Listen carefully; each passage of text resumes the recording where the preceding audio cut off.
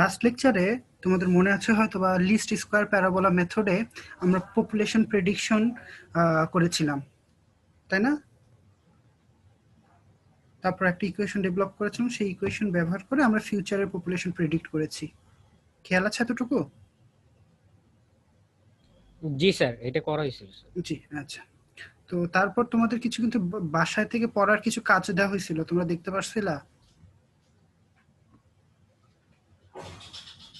Population distribution বা density, এইগুলো যদি না না দেখো স্যার, এই উইক অনেক প্রেসার যাইতেছে তো স্যার, তাই দেখা হয়নি। তো আমিও আরেকটা সিপি দিয়ে দেই।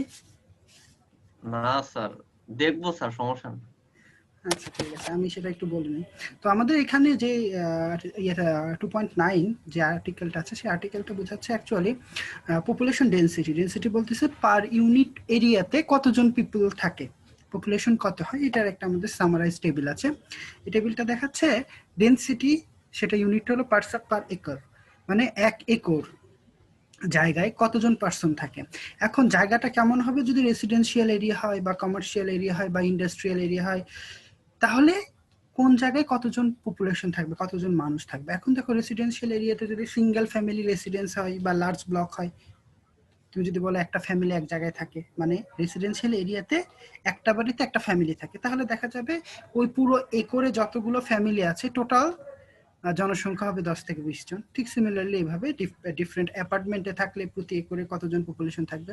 তো এটা হলো ডাটা। এই ডাটা ভবিষ্যতে তোমাদের ইঞ্জিনিয়ারিং কাজে লাগবে।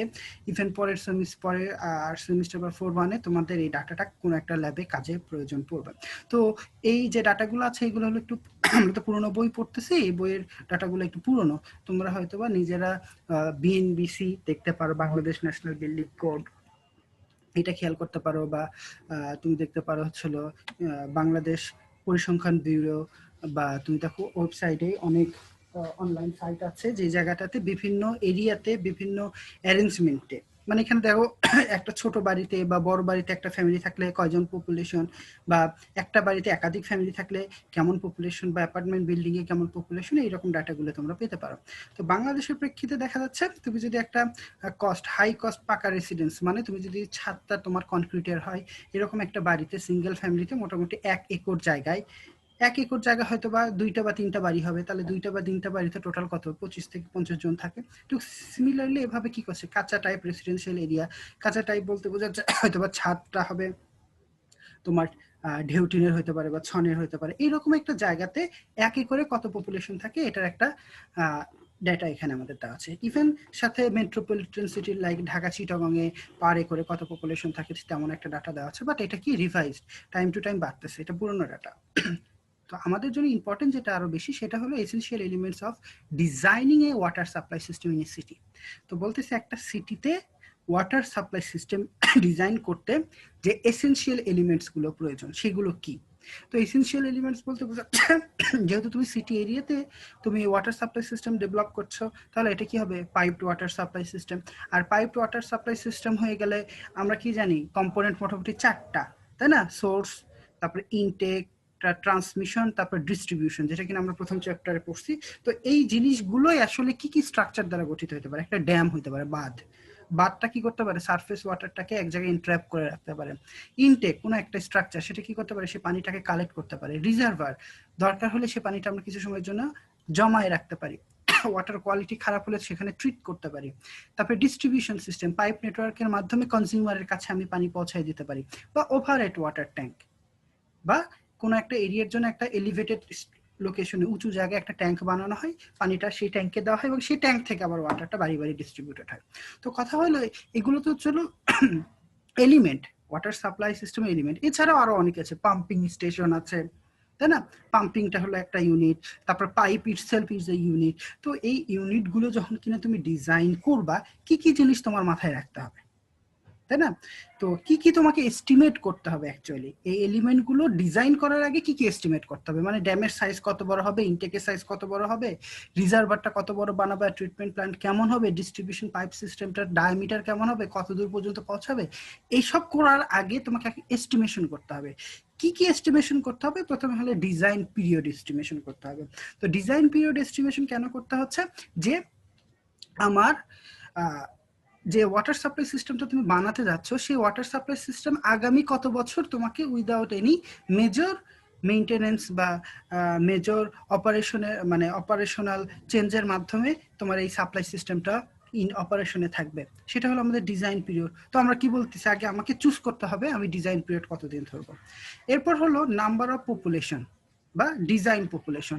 তো বলতেছে ঠিক তুমি যে সাপ্লাই সিস্টেমটা বানাবা, বানানোর পর উদ্বোধনের দিনে কত পপুলেশন থাকবে আর এই ডিজাইন পিরিয়ড শেষে কত পপুলেশন থাকবে। কারণ এই পপুলেশনের সংখ্যাটা তোমাকে আগে প্রেডিক্ট করতে হবে। এই পপুলেশন কম হইলে হয়তো এই কম্পোনেন্টের সাইজগুলো ছোট হবে, পপুলেশন যদি বেশি হয় কম্পোনেন্টের সাইজগুলো বড় হবে। এখন বলো তো তুমি কি এই ডিজাইনটা প্রেজেন্ট পপুলেশনের উপর ডিপেন্ড করে ডিজাইন করবা কম্পোনেন্টগুলো, না ফিউচার পপুলেশনের উপর চিন্তা করে ডিজাইন করবা কম্পোনেন্টগুলো? Sir future population. ফিউচার পপুলেশনের উপর। এখন কথা হলো ডিজাইন পিরিয়ড যদি খুব বেশি বড় হয় তাহলে পপুলেশন বেশি হবে না কম হবে? ফিউচার পপুলেশনটা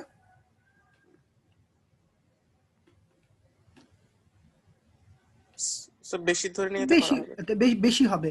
তাহলে তুমি কি চাইবা ডিজাইন পিরিয়ড এত বড় রাখবা যার কারণে পপুলেশন বেশি হবে, বেশি পপুলেশনের জন্য আমরা বড় স্ট্রাকচার বানাবো, তাহলে প্রেজেন্ট জেনারেশনের উপর একটা বার্ডেন হবে না? জি স্যার। রিজনেবল ডিজাইন পিরিয়ড ধরতে হবে। তো রিজনেবল ডিজাইন পিরিয়ড ধরলে তুমি সেখানে একটা ডিজাইন পপুলেশনটা পাবা। এখন ডিজাইন পপুলেশন পাইলে তোমাকে কি রেট অফ ওয়াটার ইউজ চিন্তা করতে হবে।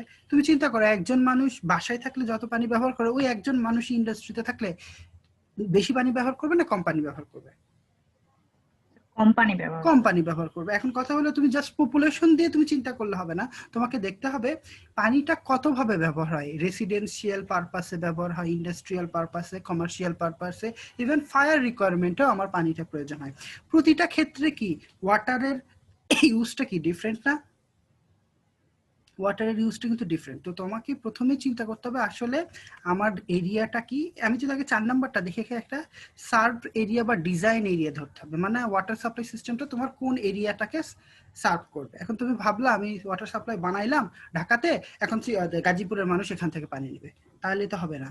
পাইপলাইন লাগালে পানি পাবে, কিন্তু যারা পানি পাওয়ার কথা এডুকেট তারা কিন্তু এডুকেট প্রপার্টিতে পানি পাবে না। দ্যাটস ওয়াই তোমাকে আগে চিন্তা করতে হবে কোন এরিয়াতে তোমাকে দিতে হবে, সেই এরিয়াটা আগে চুজ করতে হবে, ডিফাইন করতে হবে, এবং সেই এরিয়াটার মধ্যে আবার কি কি জোন আছে, residential zone, commercial zone, industrial zone, এই জোনগুলোকে আলাদা করতে হবে। কারণ প্রতিটা জোনে কিন্তু তোমার কি ওয়াটারের ব্যবহার ডিফারেন্ট না সেম? প্রতিটা জোনে ডিফারেন্ট। তাহলে তোমাকে কি ডিফারেন্ট জোনের জন্য তোমার ওয়াটারের রেট, ইউজ রেট ডিফারেন্ট হবে, তারপরে ডিফারেন্ট জোনে ডিফারেন্ট পপুলেশন হবে। তো তখন তোমাকে কি করতে হবে ডিফারেন্ট জোনের ডিফারেন্ট পপুলেশন এবং ওই পপুলেশনের ওয়াটার রেটটা গুণ করে ওই জোনের জন্য ওয়াটার ডিমান্ড বের করতে হবে। তাহলে তোমার রেসিডেন্সিয়াল জোনের একটা ওয়াটার ডিমান্ড আসবে, কমার্শিয়াল জোনের একটা ওয়াটার ডিমান্ড আসবে, তারপরে ফায়ারের জন্য একটা ওয়াটার ডিমান্ড আসবে। এই আলটিমেটলি সব ডিমান্ডগুলো যোগ করলে তোমার হবে কি আলটিমেটলি একটা ডিমান্ড আসবে, যে ডিমান্ডটা তোমাকে ওয়াটার সাপ্লাইকে সাপ্লাই করতে হবে। এখন এই সাপ্লাইটা কিভাবে হতে পারে? প্রতি মিনিটে কত লিটার পানি, প্রতি ঘন্টায় কত লিটার পানি, প্রতিদিনে কত লিটার পানি। এটাই হয়ে গেল আমাদের ডিজাইন ফ্লো। বুঝতে পারছো নাকি আমি আরেকবার বলবো? স্যার আরেকবার বলেন। আচ্ছা, কথাটা হলো তুমি যে এরিয়ার জন্য ওয়াটার সাপ্লাই সিস্টেম বানাবা সেটাকে আগে তোমাকে স্পেসিফাই করে নিতে হবে যে ঢাকা শহরের জন্য আমি ওয়াটার সাপ্লাই সিস্টেম ডেভেলপ করব। ঠিক আছে, প্রথমে এরিয়া, তারপরে তোমাকে চিন্তা করতে হবে এই এরিয়ার মধ্যে কয়টা জোন আছে, এই এরিয়ার মধ্যে কয় ধরনের জোন আছে, কমার্শিয়াল জোন, ইন্ডাস্ট্রিয়াল জোন, তারপরে রেসিডেন্সিয়াল জোন, বিভিন্ন জোনটাকে ভাগ করতে হবে। তারপরে সব জোনের পপুলেশন গুলোকে তোমাকে আলাদাভাবে চিন্তা করতে হবে কোন জোনে কত পপুলেশন ছিল এবং ওই পপুলেশনটা কত রেটে পানি ব্যবহার করে। তাহলে তুমি যদি ধরো 4টা জোন থাকে, ধরো বসুন্ধরা রেসিডেন্সিয়াল এরিয়া বা তেজগাঁও ইন্ডাস্ট্রিয়াল এরিয়া, তাহলে দুই এরিয়াতে কিন্তু পপুলেশন কেটে যাইতেছে। আচ্ছা, এখন শুনতে পারতেছো? স্যার কথা কিছু শোনা যায়নি। এখন কি শুনতে পারতেছো এই মুহূর্তে? জি স্যার, এখন শোনা যায়। আচ্ছা ঠিক আছে। বিষয়টা হয়ে গেল, প্রথমে তোমাকে এরিয়াতে ভাগ করতে হবে। ধরো ঢাকা শহর, তুমি ঢাকা শহরে ওয়াটার সাপ্লাই দিবা। তারপর তোমাকে কি করতে হবে, ঢাকা শহরের যে জোনগুলো আলাদা করতে হবে। যেমন তোমার রেসিডেন্সিয়াল জোন কোথায় আছে, নিকেতন একটা, বাড়িধারা একটা, সাপোজ, ঠিক আছে। আবার মতিঝিল হলো কমার্শিয়াল জোন, আবার তেজগাঁ হলো ইন্ডাস্ট্রিয়াল। তাহলে সব জায়গায় কি ওয়াটার ইউজ কি সেম না আলাদা আলাদা? আলাদা হবে। আলাদা আলাদা। আবার সব জায়গার পপুলেশন কি সেম? সেম তো না। তো রেসিডেন্সিয়াল না জোনের স্যার, না স্যার। পপুলেশনকে রেসিডেন্সিয়াল জোনের ওয়াটার ইউজের রেট দ্বারা গুণ করলে ওয়াটার ডিমান্ড পাবো, পাবো না? এটা কার ওয়াটার ডিমান্ড পাবো, ফুল সিটি না রেসিডেন্সিয়াল জোনের? রেসিডেন্সিয়াল জোনের। ঠিক সিমিলারলি তুমি কমার্শিয়াল জোনের ওয়াটার ডিমান্ড বের করলা, রেসিডেন্সিয়াল জোনের ওয়াটার ডিমান্ড বের করলা, ইন্ডাস্ট্রিয়াল জোনের ওয়াটার ডিমান্ড বের করলা, তারপর ফায়ার রিকোয়ারমেন্টটা বের করলা, তারপর এগুলো সবগুলো যোগ করলা। যোগ করাটাই তো টোটাল শহরের ডিমান্ড, তাই না? যোগ করার পর জি যেটা হবে স্যার। সেটা তোমার টোটাল ডিমান্ড। এটাকেই, এই অ্যামাউন্টের পানিকে তোমাকে কি করতে হবে, সোর্স থেকে কালেক্ট করে পাইপলাইনের মধ্যে ডিস্ট্রিবিউট করে দিতে হবে, ঠিক না? তো এই ডিমান্ডটাই হয়ে গেল আমাদের কি ডিজাইন ফ্লো। মানে প্রতি সেকেন্ডে আমার কত লিটার পানি প্রয়োজন পুরো ঢাকা শহরে, প্রতি সেকেন্ডে বা প্রতি মিনিটে কত লিটার পানি প্রয়োজন ঢাকা শহরে, প্রতি ঘন্টায় বা প্রতি দিনে কত লিটার পানি প্রয়োজন, এটাই হলো আমাদের ডিজাইন ফ্লো। বুঝাতে পারছি তোমাদের? জি স্যার, বুঝতে আচ্ছা, পারছি। এরপর হলো এটা হলো কি তোমাকে কি কি এস্টিমেট করতে হবে। এখন কথা হলো তোমার যে ডিজাইন পিরিয়ড তুমি কত ধরবা বা ওয়াটার কনজাম্পশন রেট তুমি কত ধরবা, এগুলো কিছু ফ্যাক্টর দ্বারা ডিপেন্ড করে। কারণ ডিজাইন পিরিয়ড তো তোমাকেই ধরতে হবে, তুমি ইঞ্জিনিয়ার, তোমাকে বললো ঢাকা শহরে ওয়াটার সাপ্লাই সিস্টেম বানান, তখন তো তোমাকে প্রেডিক্ট করতে একটা ডিজাইন পিরিয়ড ধরে নিয়ে কাজ করতে হবে, তাই না? তুমি এখন ধরার ক্ষেত্রে তোমার মাথার মধ্যে কি কি চিন্তা থাকতে হবে। একটা হলো useful life of component structure and equipment taking it into proper account of wear and tear. And কথা হলো তুমি যদি একটা পাম্প মেশিন তৈরি করো, পাম্পটা হলো একটা, পাম্পটা ওয়াটার সাপ্লাই সিস্টেমের একটা কম্পোনেন্ট, পাম্পিং ইউনিট। এন্ড কথা হলো কি পাম্পিং ইউনিট কি আজীবন সেম সার্ভিস দিবে নাকি ধীরে ধীরে তার ক্ষয় হইতে পারে? বলো তো। ধীরে ধীরে ক্ষয় হয়ে যাবে। এখন কথা হলো তুমি বললা আমি ডিজাইন পিরিয়ড 50 বছর ধরলাম, বলো তো একটা পাম্প 50 বছর ধরে তোমাকে অ্যাডিকুয়েট সার্ভিস দিতে পারবে? দিতে পারবে? বড় জোর সে 20 থেকে 30 বছর হয়তো বা একটা সার্ভিস দিতে পারে। তো তখন তোমাকে চিন্তা করতে হবে আমি যে কম্পোনেন্টটা বানাবো সেটা পাইপ হোক, ওয়াটার পাম্প হোক, ডিস্ট্রিবিউশন সিস্টেম হোক, সেটা আসলে রিজনেবলি রিয়েল লাইফে কতদিন ধরে আমাদের উইদাউট এনি হ্যাম্পার আমাদের কি করে, পারপাস সার্ভ করে, এটাকে আগে চিন্তা করতে হবে। এটার উপর ডিপেন্ড করে তোমাকে ডিজাইন পিরিয়ড করতে হবে। বুঝতে পারছো? তুমি মনে করো জি ছোট স্যার। মনে করো ছোট একটা নিউবর্ন বেবি হইলো। এখন এই নিউবর্ন বেবির জন্য যে জামাটা তুমি কিনবা এটা সে কতদিন পরতে পারবে বলো তো? সে কি স্কুল কলেজে ওই জামা দিয়ে পড়তে পারবে? না স্যার। তাহলে ওই জামা কেনার ডিজাইন পিরিয়ডটা তোমাকে ধরতে হচ্ছে না? যে বাবুটা আজকে জন্মগ্রহণ করলো তার জামার ডিজাইন পিরিয়ড কতদিন হবে বলো? যারা মামা চাচা খালা ভাই বোন আছে তাদের কি মনে হয়?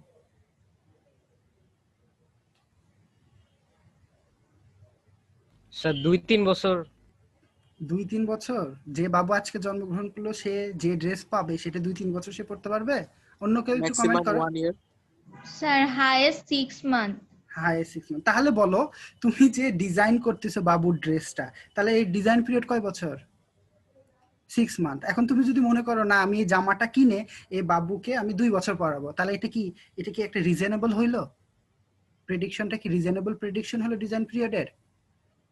না স্যার। হ্যাঁ, এইভাবে তোমাকে করতে হবে। তুমি যে কম্পোনেন্টটা বানাবা আসলে সেই কম্পোনেন্ট কতদিন তোমাকে সার্ভিস দিতে পারে সেটাকে জেনে রেখে তার ডিজাইন পিরিয়ড চুজ করতে হবে। আমি বুঝাইতে পারছি? ক্লিয়ার হয়েছে? জি স্যার। আচ্ছা, এরপর হলো এজ অ্যান্ড ডিফিকাল্টিস। বিষয়টা হলো ease or difficulties of extending or adding to the existing or planned work including a consideration of their location. বিষয়টা হলো তুমি যে কম্পোনেন্টটা বানাবা, ঢাকা শহরে ওয়াটার সাপ্লাই দিতে গেলে তুমি একটা সোর্স ধরলে, ধরো বুড়িগঙ্গার পাশে শীতলক্ষা নদী। এখন কথা হলো শীতলক্ষা নদীর কাছে কোন জায়গাটাতে তুমি ইনটেক স্ট্রাকচার বাড়াবা যেখান থেকে পানিটা কালেক্ট করবা, বা শহরের কোথায় কোথায় তোমার ওয়াটার পাম্প হবে। তো কথা হলো এই ওয়াটার পাম্পগুলো বা যে কম্পোনেন্ট আছে সেই কম্পোনেন্টে রিপেয়ার করা লাগতে পারে, বা অনেক সময় কি এর এক্সটেনশন দরকার সার্ভিস ঠিক রাখার জন্য বা ভবিষ্যতের জন্য এক্সটেনশন দরকার। তো তোমাকে চিন্তা করতে হবে যে আমি কোথায় আমি লোকেশন সুইটেবল লোকেশন পাবো যাতে আমি একটা পাম্প এখন বসালাম ভবিষ্যতেও যাতে আমি দ্বিতীয় আরেকটা পাম্প ওর পাশে বসাইতে পারি, এরকম জায়গা তোমাকে চুজ করতে হবে। এখন তোমার যদি লোকেশন না থাকে, তো একটা পাম্পের জায়গায় 2টা পাম্প বসানোর লোকেশন না থাকে, তাহলে কি একটা পাম্পের ডিজাইন পিরিয়ড ধরেই তোমাকে ডিজাইন করতে হবে? আর যদি তোমার অঢেল জায়গা থাকে, ধরো একটা পাম্প এখন ব্যবহার করতেছি, ভবিষ্যতে হয়তো 15 বছর পর আরেকটা পাম্প বসাইতে পারবো, তখন তুমি ভাবলা আচ্ছা ঠিক আছে এই একটা পাম্পের জন্য এখন 15 বছর, ওটার জন্য আরো 15 বছর যোগ করলাম, তাহলে পুরো ডিজাইন পিরিয়ড হয়ে গেল 30 বছর। বুঝতে পারছি আমরা?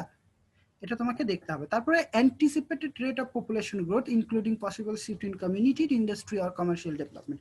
বিষয়টা হয়ে গেল পপুলেশন গ্রোথ রেট। গ্রামের অঞ্চলে পপুলেশন যে হারে বাড়ে শহরাঞ্চলে তার চেয়ে বেশি বাড়ে, তাই না? আবার শহরাঞ্চলে স্লাম এরিয়াতে পপুলেশন যেভাবে বাড়ে, একটা ধরো উচ্চ শ্রেণীতে সেই পপুলেশন গ্রোথ রেট কি সেম থাকে না আলাদা থাকে? আলাদা থাকে স্যার। আলাদা থাকে। তাহলে কি তুমি একটা কমন গ্রোথ রেট নিয়ে পপুলেশন ক্যালকুলেট করে ডিজাইন পিরিয়ড বা ওয়াটার কনজাম্পশন ডাটা চুজ করবে? এটা কি ফিজিবল হবে? এটা কি বাস্তবসম্মত হবে? না। তো তোমাকে দেখতে হবে অ্যান্টিসিপেটেড রেট দেখতে হবে। পপুলেশনের গ্রোথ রেট কোথায় কত হয় সেটা তোমাকে আলাদা আলাদা ভাবে ক্যালকুলেট করতে হবে। সাথে আবার বলতে হবে যে তুমি যে ইন্ডাস্ট্রিটা আছে, যে এরিয়াটা আছে, এই এরিয়াটা কি ভবিষ্যতে ডেভেলপ করতে পারে? মানে তোমার ডিজাইন পিরিয়ড হলো 20 বছর, 20 বছরের মধ্যে এই একটা ইন্ডাস্ট্রি থেকে 3-4টা হবে কিনা। যদি হয় তাহলে তুমি হয়তো ডিজাইন পিরিয়ড বড় ধরতেছো। আর যদি বলো না তোমার এই ইন্ডাস্ট্রির গ্রোথ বেশি হবে না, ডেভেলপমেন্ট বেশি হবে না, আজকে ওইখানে একটা ইন্ডাস্ট্রি আছে, 20 বছর পরে একই ইন্ডাস্ট্রি থাকবে, তখন কিন্তু তোমাকে ডিজাইন পিরিয়ড বা ওয়াটার কনজাম্পশন রেট ডিফারেন্ট হতে হবে। মানে ইন্ডাস্ট্রির গ্রোথটাকেও তোমাকে অ্যাকাউন্টে আনতে হবে। এখন 5টা ইন্ডাস্ট্রি আছে, নট নেসেসারি এটা 5টা আজীবন থাকবে, তোমার ডিজাইন পিরিয়ডে আরো 10টা বাড়তে পারে, পারে না? এখন ওই 10টার পানির সংস্থাপন তোমাকে তো আগে থেকেই করে রাখতে হবে। বুঝাতে পারছি? আমার কথা তুমি বুঝতে পারছো? জি স্যার, শুধুমাত্র বুঝছি। পপুলেশনের গ্রোথ না, তোমাকে ইন্ডাস্ট্রি প্রতিটা কম্পোনেন্ট, প্রতিটা জোনের গ্রোথটাকে মাথায় রাখতে হবে। এরপর হলো ফান্ড অ্যাভেলেবল। তো আমাদের মতো লো ইনকাম কান্ট্রিতে ফান্ডটা হলো মোস্ট ইম্পর্টেন্ট। মানে টাকাটা কত, তোমার যদি টাকাটা না থাকে তুমি ভালো ডিজাইন করেও কনস্ট্রাকশনে যাইতে পারবে না। ডেভেলপ কান্ট্রিতে তাদের টাকা আছে, তারা সফিস্টিকেটেড এবং অ্যাডভান্স লেভেলের টেকনোলজি ব্যবহার করে তারা সিস্টেম বানাতে পারে। কিন্তু আমাদের কি করতে হবে? আমাদের কি লো কস্টে কাজ করতে হবে। লো কস্টে কাজ করতে গেলে কম্পোনেন্ট গুলো কি হেভি হবে না একটু কিছুটা লো কোয়ালিটির কাজ হবে বলো তো? বা কাজটা তো অত রাস্টলি হবে না, রাস্টি হবে না, তাই না? জি স্যার, লো কোয়ালিটির হবে। লো লো কোয়ালিটি বলতে পারবো না, বলতে পারবো তার লংজিভিটি হয়তো বা কম হবে, তাই না? তো জি স্যার। লংজিভিটি তুমি কম করতেছো, তাহলে এটা কি তুমি ডিজাইন পিরিয়ড কি কম ধরতেছো না বেশি ধরতেছো? স্যার কম ধরতেছি। কম ধরতেছে। তো ওটাই তুমি আসলে কি লেভেলের কাজ করবা সেটার উপর ডিপেন্ড করে তোমাকে ডিজাইন পিরিয়ড চুজ করতে হবে।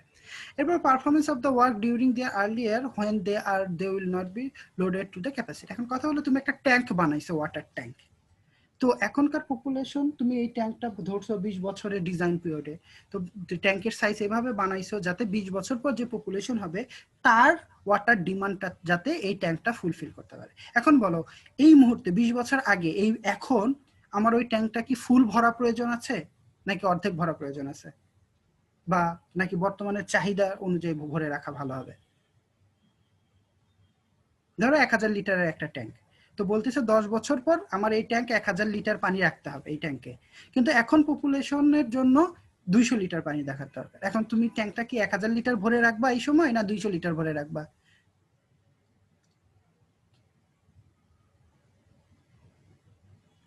বলো তো। 200 লিটার।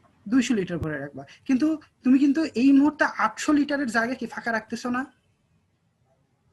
তো এখন যে জিনিসটা তুমি কোনো জিনিস বানানোর পর সেটা যদি ইউজ না করো তাহলে সেই জিনিসগুলো কি নষ্ট হয়ে যেতে পারে, তাই না? তো তোমাকে এখন ডিজাইন পিরিয়ড এমন ভাবে ধরতে হবে যাতে আমার আনইউজড পোর্শন বা আনইউজড অপারেশন কম থাকে, যাতে জিনিসগুলো নষ্ট না হয়।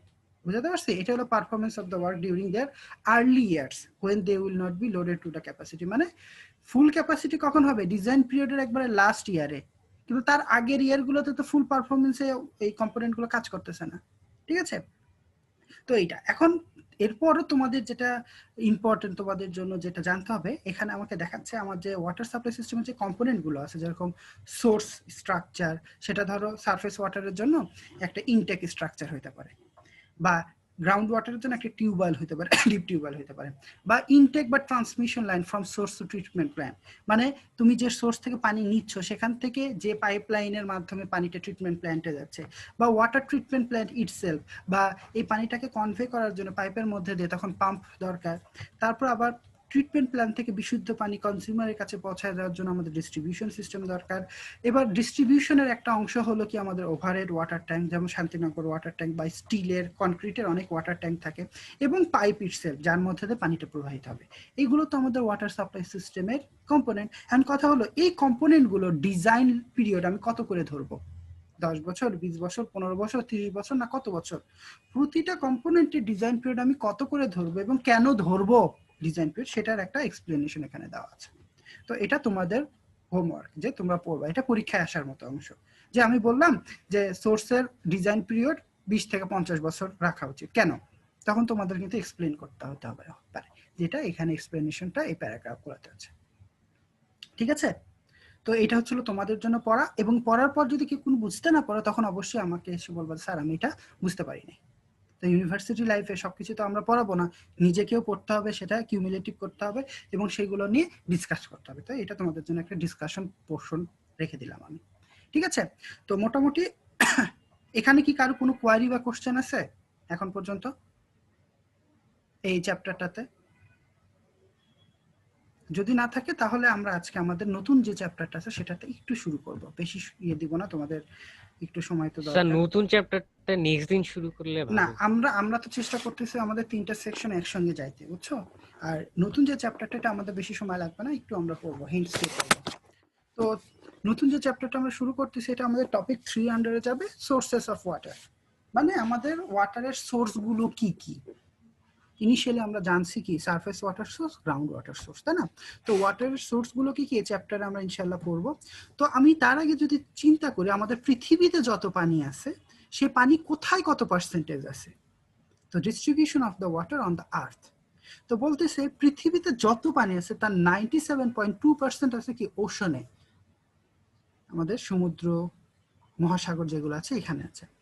তারপর 2.15% আছে গ্লেসিয়ার এন্ড আইসে, যে আমাদের পোল আছে না, নর্থ পোল, সাউথ পোল বা বরফাচ্ছন্ন শীতল অংশ, সেখানে যে কি সলিড অবস্থায় বরফ আবৃত বা বরফে কনভার্ট হয়ে পৃথিবীর টোটাল ওয়াটারে 2.15% আছে। আর গ্রাউন্ড ওয়াটার, মাটির নিচে যে পানিটা আমরা হিউম্যান বিং কনজিউম করতে পারি, হিউম্যান বিং ব্যবহার করতে পারি, সেটা হলো মাত্র কত পার্সেন্ট দেখো, 0.61%। আর ফ্রেশ ওয়াটার লেক মানে বিশুদ্ধ পানির খাল, বিশুদ্ধ পানি বলতে বোঝাচ্ছে কি যে পানিটা লবণাক্ত নয় বা স্বাদু পানি, মিঠা পানির খাল, মাত্র 0.009%। আর ইনল্যান্ড সি, ইনল্যান্ড সি বলতে বোঝাচ্ছে বড় জলাশয় যার চারপাশে কি থাকবে, মানব বসতি থাকবে, মানে চারদিকে মাটি, মাঝখানে বড় একটা জলাশয়ের পানির মতো, এগুলো হলো। এবং সল্টি ওয়াটার যদি হয় সেটাকে বলা হয় ইনল্যান্ড সি। এবার সয়েল ময়েশ্চার, সয়েল ময়েশ্চার হলো 0.05%, 0.005%। সয়েল ময়েশ্চার বলতে বোঝাচ্ছে গাছপালা মাটির মধ্যে থেকে পানি শোষণ করে নিয়ে বেঁচে থাকে না তার রুট বা মূলের মাধ্যমে, গাছ বেঁচে থাকে কি পানি লাগে না, না পানি ব্যবহার করে না সে? জি স্যার। এখন কথা হলো কি গাছ তো রুটের মাধ্যমে পানিটা শোষণ করে, গাছ যেখান থেকে পানি শোষণ করে তুমি কি সেখান থেকে চুমুক দিলে পানি খাইতে পারবা? না স্যার। পারবা তুমি? তুমি পারবে না, গাছ পারে তুমি পারবে না, এখানে তোমরা হেরে গেলা। তো কথা হলো এই সয়েলের মধ্যে যে পানিটা থাকে আমরা ডিরেক্টলি যেটা ময়েশ্চার, যেটা আমরা কি কনজিউম করতে পারি না হিউম্যান বিং, সেটাকে বলতেছি আমরা সয়েল ময়েশ্চার। তো সয়েল ময়েশ্চার আসলে আমি তোমাদের সিম্পলি বুঝালাম, বাট এটা আরো টেকনিক্যালি বলতে হয়, বাট সিম্পলি এতটুকু মনে রাখো। এরপরে অ্যাটমসফিয়ার মানে আমাদের বায়ুমণ্ডলে কতটুকু পানি আছে বাষ্পীভূত আকারে, বাষ্প আকারে বা মেঘ আকারে, সেটা হলো 0.01%। আর রিভার মাত্র 0.00001%। আমাদের মনে হয় না নদীতেই সবচেয়ে বেশি পানি, কিন্তু ওয়ার্ল্ডে যত পানি তার মাত্র 0.0001% পানি হলো রিভার আছে। এটা আমি আর্থের কথা চিন্তা করি। তো আলটিমেটলি আমি যদি চিন্তা করি আমাদের ওশনে আছে কত পার্সেন্ট, পয়েন্টটা বাদ দিলাম 97%, আর ওশন ছাড়া অন্য জায়গায় কত পার্সেন্ট আছে, 3%। কত, 3%। এটা 97% আছে সমুদ্রে আর বাদ বাকি আছে অন্য জায়গায়, তাহলে অন্য জায়গায় আছে কত পার্সেন্ট, অ্যাপ্রক্সিমেটলি 3% না? জি স্যার 3%। হ্যাঁ, তাহলে তো দেখি এখানে একটা সুন্দর একটা ইয়ে দিছে আমাদের টিচার আব্দুল্লাহ মুহিত স্যারের একটা বই আছে, বই থেকে আমি এটা কালেক্ট করেছি। এটা কি করছে, পৃথিবীর যত ওয়াটার আছে তার মধ্যে মাত্র ফ্রেশ ওয়াটার 3%, মানে নন স্যালাইন ওয়াটার। আর স্যালাইন ওয়াটার আছে মানে সল্টি ওয়াটার, যার মধ্যে স্যালাইনিটি আছে, সেটা হলো 97%। এখন এই 3% ওয়াটারটাকে নিয়ে যদি আমি চিন্তা করি, সেই 3% ওয়াটারের মধ্যে দেখো 3 ভাগের 2 ভাগ হইল সলিড অবস্থায় আছে, মানে আইস পেক এবং গ্লেসিয়ার আকারে আছে। আর মাত্র এই 3%-এর 3 ভাগের 1 ভাগ ফ্রেশ ওয়াটার লিকুইড অবস্থায় আছে, যেটা কি সারফেসের উপর থাকে, নদী নালা খাল বিলে, আর তার কিছু আর ম্যাক্সিমামটা থাকে গ্রাউন্ড ওয়াটার। তো দেখো এই 3%টাকে যদি আমি ভাগ করি, 3%-এর 3 ভাগের 2 ভাগ থাকে সলিড অবস্থায়, আর 1 ভাগ থাকে কি অবস্থায় থাকে, লিকুইড অবস্থায়। নদী নালা খাল বিলে সারফেস ওয়াটার থাকে 0.9% অফ 3% ফ্রেশ ওয়াটার, আর গ্রাউন্ড ওয়াটার থাকে 30.1% অফ 3% অফ ফ্রেশ ওয়াটার। বুঝতে পারলাম? আমি এই গ্রাফটা বুঝতে পারতেছি?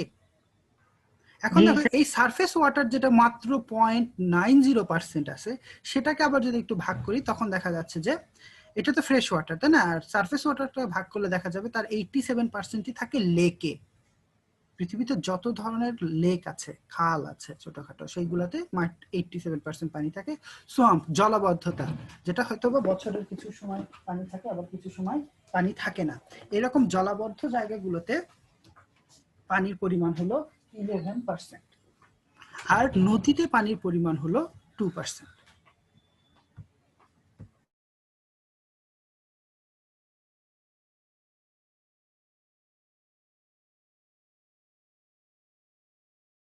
তো এই গ্রাফটা বুঝতে পারলা? তো এই 2%, এই সারফেস ওয়াটারের মাত্র 2% রিভারে থাকে। তো আমরা পানি কোথায় কোথায় থেকে কালেক্ট করতে পারি হিউম্যান বিং এই মুহূর্তে, বলো তো? তোমাদের কি মনে হয় কোথায় থেকে আমরা পানি কালেক্ট করি জেনারেলি? আমাকে কি শুনতে পারতেছো?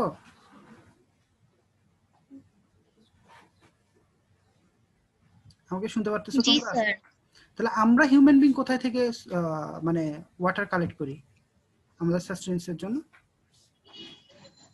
এই জাস্ট এই অংশটুকু, এই সারফেসে 2 নাম্বার কলামের উপরে যে অংশটুকু আছে, তো আলটিমেটলি ওয়ার্ল্ড মানে সারফেস ওয়াটার আর গ্রাউন্ড ওয়াটার, এখান থেকে তো আমরা জেনারেলি পানি ব্যবহার করি, তাই না? নদী নালা খাল বিলের পানি ব্যবহার করি, বা টিউবওয়েল, ডিপ টিউবওয়েলের মাধ্যমে মাটি থেকে পানি তুলে ব্যবহার করি। তুমি কি কাউকে দেখছো এখন পর্যন্ত স্যালাইন ওয়াটার ব্যবহার করতে, বাংলাদেশে অন্তত? না স্যার। কথা হলো, তাহলে বলো তো ওয়ার্ল্ড টোটাল ওয়াটারের কত পার্সেন্ট আমরা ব্যবহার করি? স্যার 1%। 1% পানি আমরা ব্যবহার করতে পারি।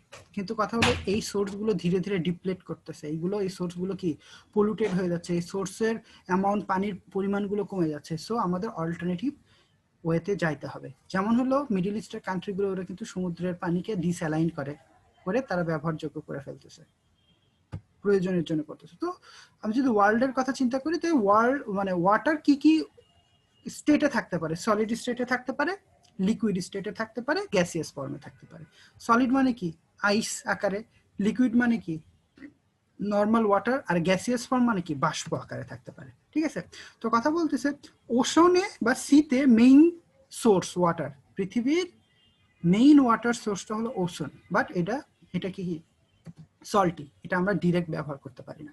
তো ফ্রেশ যে ওয়াটারটা আছে তার মধ্যে লিকুইড পোর্শন মাত্র 1%। তুমি যদি এখানে দেখো, ফ্রেশ যে 3% ওয়াটার আছে তার মধ্যে 3 ভাগের 2 ভাগ হলো হার্ড, মানে আইস আকারে আছে, আর 1% লিকুইড আকারে আছে। তো সেটাই বলতেছে only 1% of total water on the earth, এটা কি আছে ফ্রেশ লিকুইড। ফ্রেশ লিকুইড মানে কি, এটা আমরা ডিরেক্ট কনজিউম করতে পারি। আবার সেটা থাকে কোথায়? গ্রাউন্ডেও থাকে, আবার কি সারফেসেও থাকে।